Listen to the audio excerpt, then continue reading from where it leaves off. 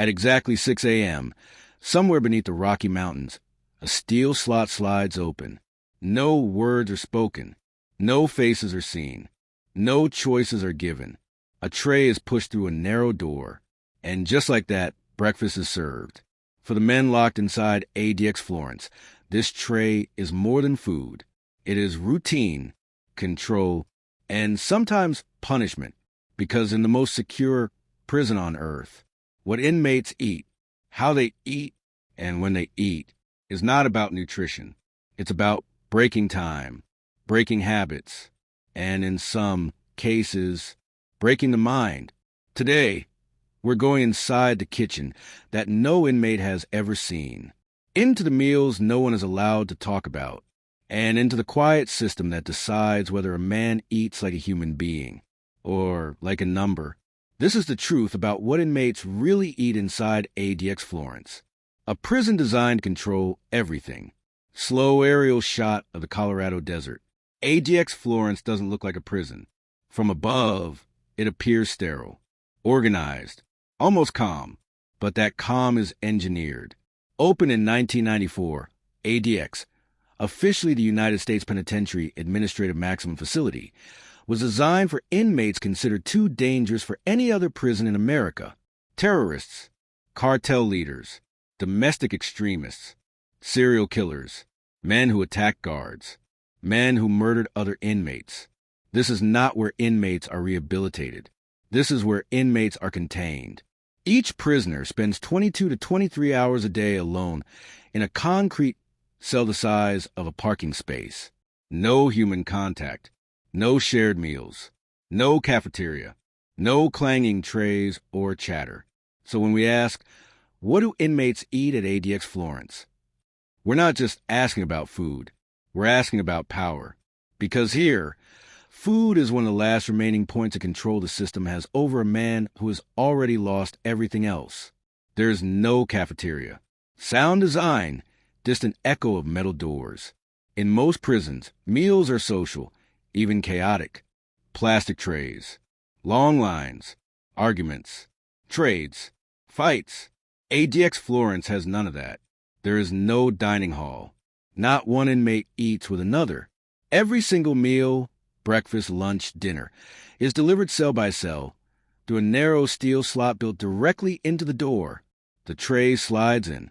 The slot closes. The guard moves on. No conversation. No eye contact. Former staff have described it as feeding a building, not people. And the inmates know it. One former ADX prisoner later said, "You don't eat with anyone. You don't even hear anyone eat. You just sit there with a tray and your thoughts." And that isolation changes how food is experienced. Taste becomes muted. Hunger becomes psychological. Time slows. At ADX Florence, meals aren't about enjoyment. They're about structure. What a day of meals really looks like. Let's break down a typical day of eating inside ADX Florence. Breakfast, 6 a.m. The slot opens. The tray usually contains a portion of cereal or oatmeal, powdered milk or shelf-stable milk, bread or a biscuit, sometimes a piece of fruit.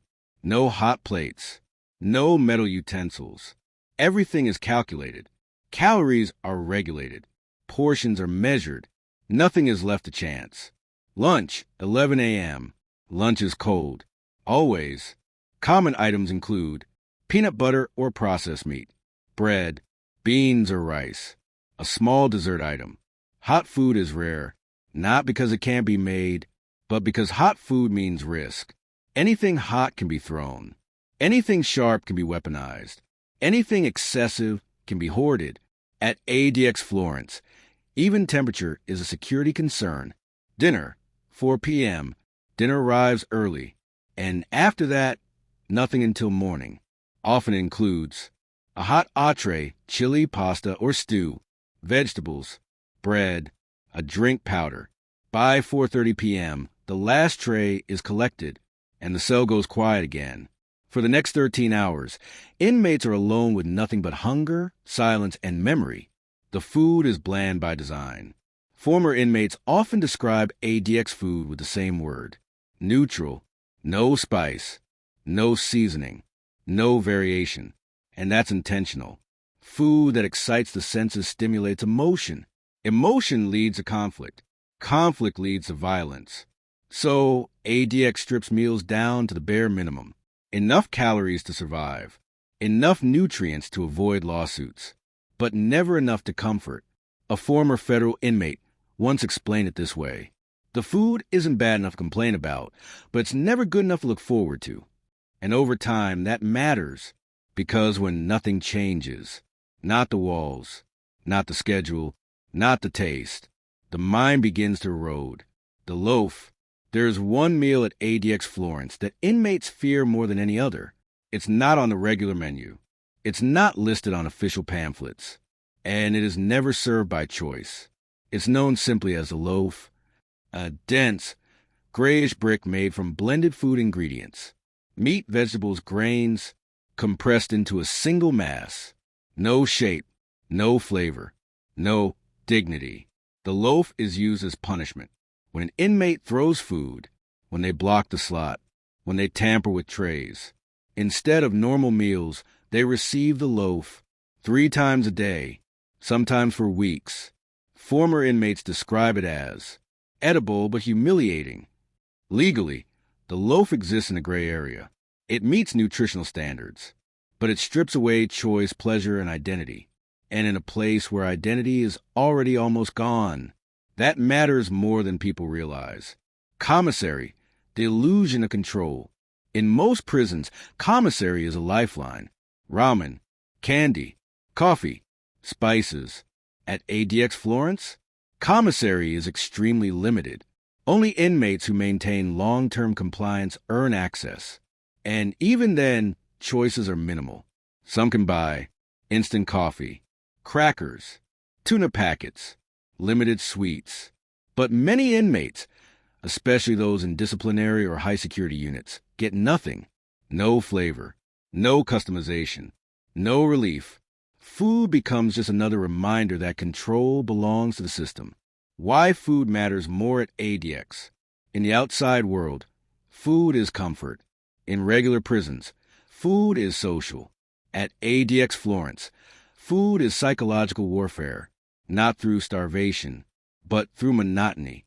When every day tastes the same, when meals arrive silently, when there is nothing to anticipate, time stretches, memories fade, and survival becomes mental, not physical.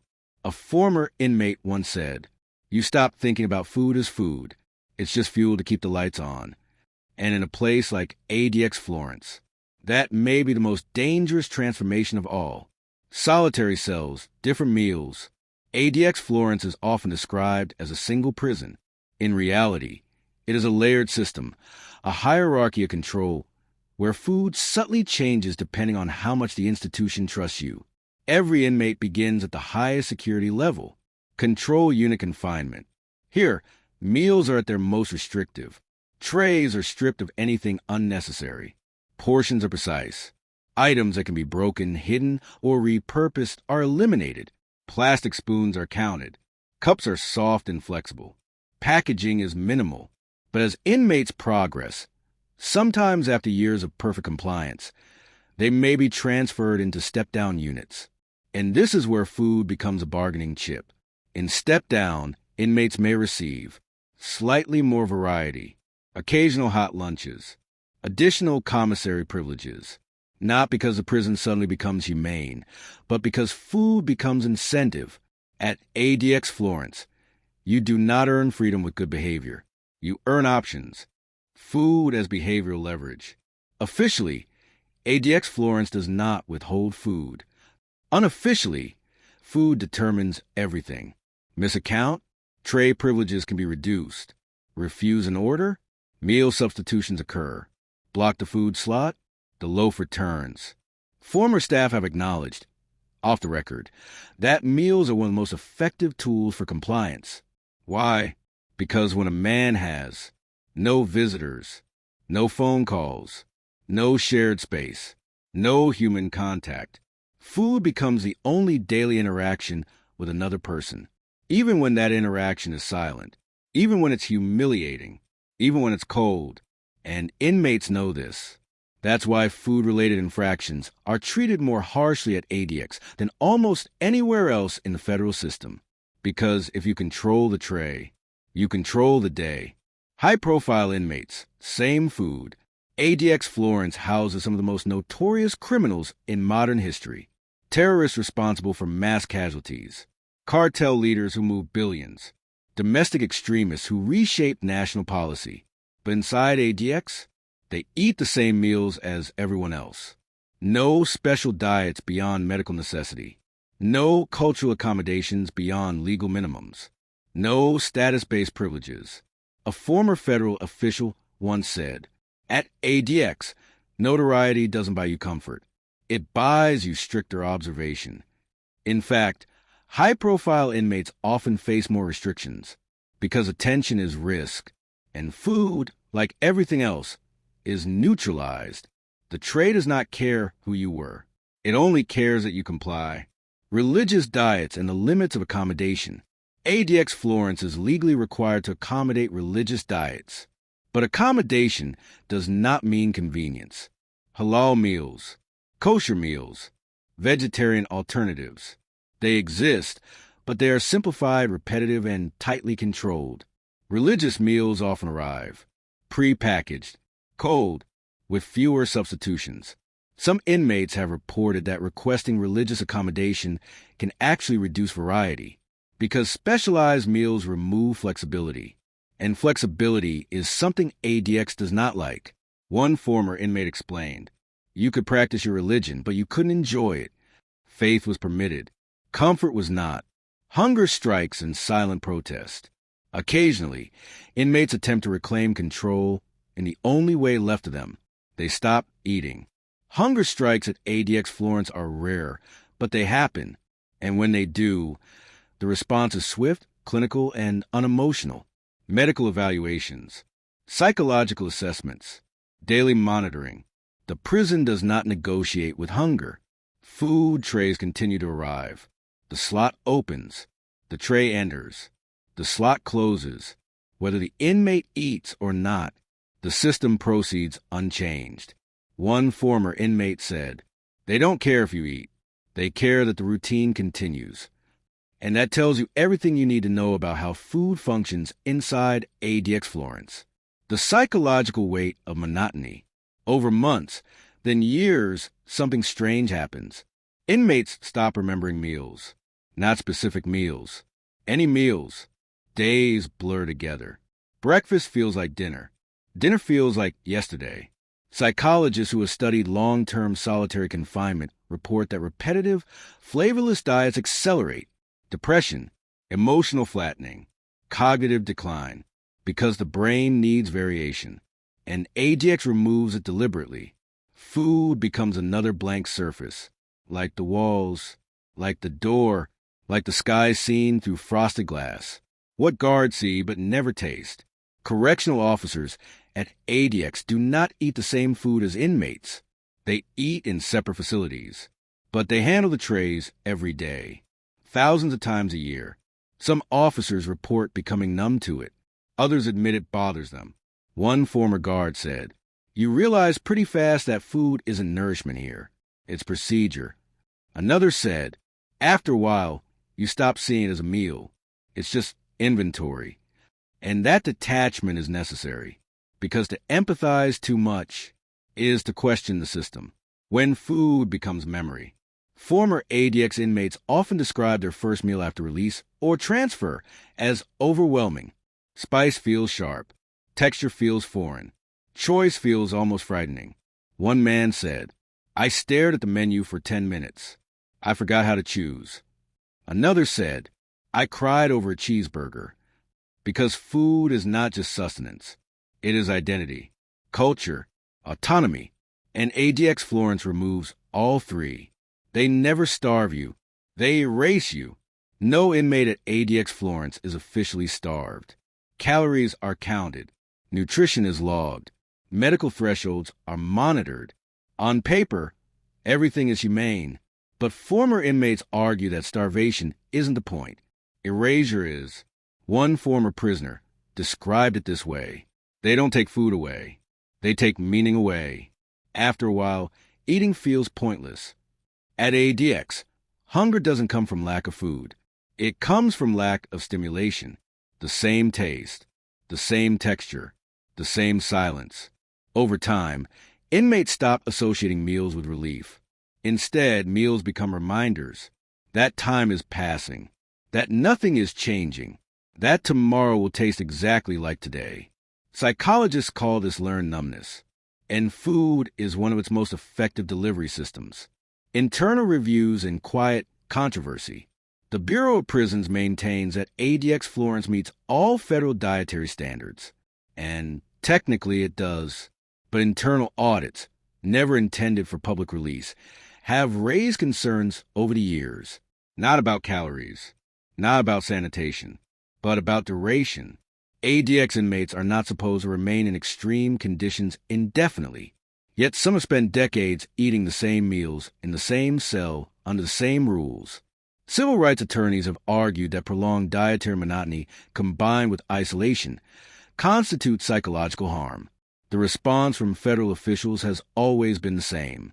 ADX is not designed for comfort. It is designed for safety. And safety, they argue, justifies everything else. Lawsuits, loaves, and legal loopholes.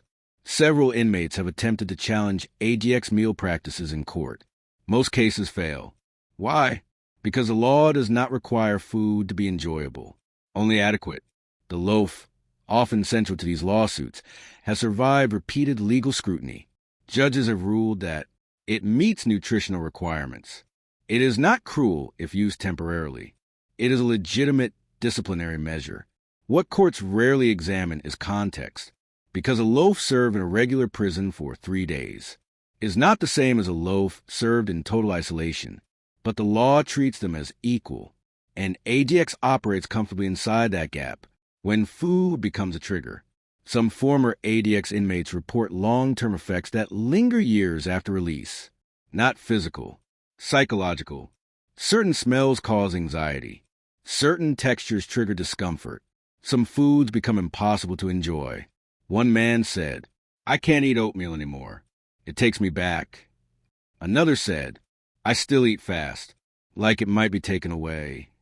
Food, once neutral, becomes charged with memory. And those memories are not of taste. They are of silence. Why the system never changes. ADX Florence has no incentive to innovate its food program. The inmates are invisible. The location is remote. The public rarely asks questions. And when they do, the answer is simple. These men are the worst of the worst. That phrase ends conversations. It reframes deprivation as necessity, monotony as justice, control as protection. And so the trays continue to slide through slots, day after day, year after year, unchanged, a meal without a clock. Imagine eating without a sense of time. No sunrise to mark breakfast, no conversation to mark dinner, just the sound of steel and the feel of plastic. In ADX Florence, meals do not divide the day. They replace it. One former inmate said, "You don't think in hours, you think in trays." 3 trays means a day has passed. And when days are measured that way, life becomes very small. What food tells us about ADX? ADX Florence is often judged by its walls, its cameras, its locks. But its food tells a deeper story. A story of absolute control, psychological containment, and a system that does not need to hurt you to break you. Because if you can control what a man eats, how he eats, and whether he enjoys it, you control more than his body. You control his experience of being alive. How ADX Florence compares to other Supermax prisons. ADX Florence is often called the most secure prison in the world, but it is not the only Supermax facility. Across the globe, governments operate high-security prisons designed to isolate the most dangerous inmates. And when you compare them, something becomes clear very quickly. ADX Florence is not the harshest in terms of violence. It is the harshest in terms of consistency. In other Supermax prisons, whether in Europe, Asia, or even parts of South America, there are moments of variation, different meal schedules, occasional communal dining under supervision, seasonal changes in food. ADX Florence offers none of that. Its food program is intentionally unchanging. Same menus, same delivery method, same silence. International prison observers have noted that while some facilities rely on physical force to maintain order, ADX relies on predictability. And food is the backbone of that predictability. Why reform always fails. Every few years, calls for reform surface. Human rights organizations publish reports. Former inmates speak out. Journalists investigate. The focus is usually on solitary confinement, rarely on food. Why? Because food practices are difficult to criticize without sounding sympathetic to criminals. Advocates can argue about isolation. They can argue about mental health. But food? The moment you question it, critics respond with, "They're fed 3 times a day. What more do you want?" And that argument works. Because ADX Florence operates in a political space where optics matter more than nuance. The meals are just adequate enough to deflect scrutiny, just bland enough to avoid headlines, and just controlled enough to maintain order. Reform requires empathy. ADX Florence is designed to operate without it. The longest sentences, the longest meals. Some ADX inmates will never leave. Life sentences, multiple life sentences. Convictions that ensure they will die behind those concrete walls. For them, food is not a temporary hardship. It is their forever routine. Imagine eating the same rotation of meals for 20 years. Imagine never choosing what you eat, never seasoning it, never sharing it. For these inmates, meals no longer mark days. They mark decades. And the psychological weight of that is something no nutritional chart can measure. The quiet cost of the people who serve it. The system affects more than inmates. Correctional officers, kitchen staff, and administrators all participate in the routine. Most compartmentalize. Some struggle. One former staff member admitted. After a while, you stop thinking about whether it's right or wrong. You just make sure it's done. That detachment is necessary, because questioning the morality of the system would mean questioning the job itself. And ADX Florence does not tolerate uncertainty. Not in inmates, not in staff. When food is the last human connection. For some inmates, the tray is the only thing that arrives at their door consistently. No visitors, no letters, no phone calls, just food. And in that strange way, meals become intimate, not comforting, but familiar. One former inmate said, "I hated the food, but I hated the silence more." The tray meant the day was still moving, that someone somewhere knew he existed. And when that's all that remains, even bland food carries weight. What the trays never say. The tray does not explain itself. It does not apologize. It does not accuse. It arrives. It leaves. And in that quiet transaction lies the true nature of ADX Florence. A place where punishment is not loud, where suffering is not dramatic, where control is exercised through repetition, silence, and routine. Food is not the headline. It is the mechanism. Did it work? ADX Florence was built to do one thing above all else: prevent violence. By that measure, it succeeds. But success comes at a cost that is harder to quantify. Former inmates emerge changed. Some are calmer. Some are broken. Some are unable to reconnect with ordinary human experiences, like choosing a meal. So the question remains, did ADX Florence neutralize danger, or did it simply relocate it from the body to the mind? And if food played a role in that transformation, what does that say about the power of something so ordinary? The last tray, somewhere inside ADX Florence, a final tray slides through a slot, not because the inmate asked for it, not because they deserve it, but because the schedule demands it. The door closes, the hallway empties, and the building returns to silence. Food consumed, time passed, control maintained, and tomorrow it will happen again. Every morning, at exactly the same time, a metal slot opens inside the most secure prison in America. No knock, no greeting, no voice, just a tray sliding through steel. For the men locked inside ADX Florence, this moment is not about breakfast. It is about control. Because in a place where silence is enforced, where movement is restricted, and where time itself feels frozen, food becomes something else entirely. Before we go any further, if you value documentaries that go deeper than headlines, stories that expose the systems hidden behind concrete walls, take a moment to support the channel.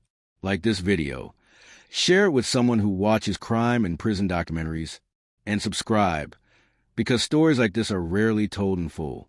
Today, we are pulling back the door on a question almost no one asks. What do inmates really eat inside ADX Florence? Not what the brochures say, not what the official reports list, but what food becomes when it's stripped of choice, flavor, and humanity. This is not a story about meals. This is a story about power, routine, and what happens to the human mind when even eating is controlled.